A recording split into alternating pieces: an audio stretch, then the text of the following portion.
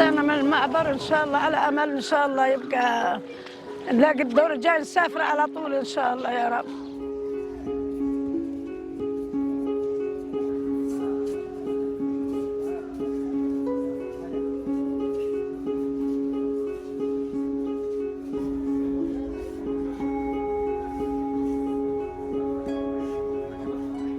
قريت أنا في تنسيق المعابر قبل ما أجي في جروب معبر رفح، طلع اسمي في الكشوفات مرتين، ونروح على المعبر مرتين ونروح على الفار.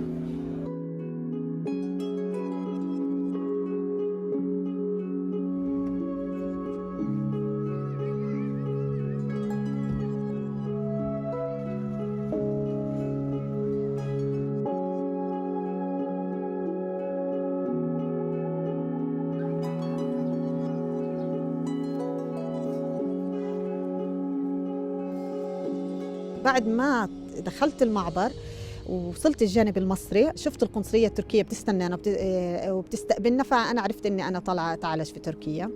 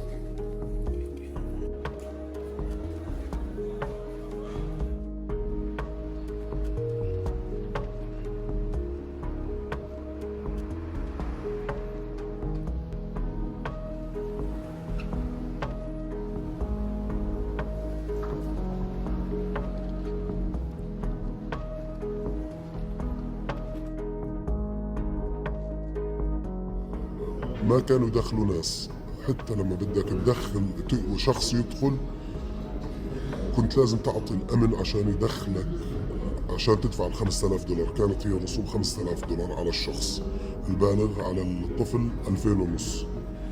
هذا الجواز الفلسطيني.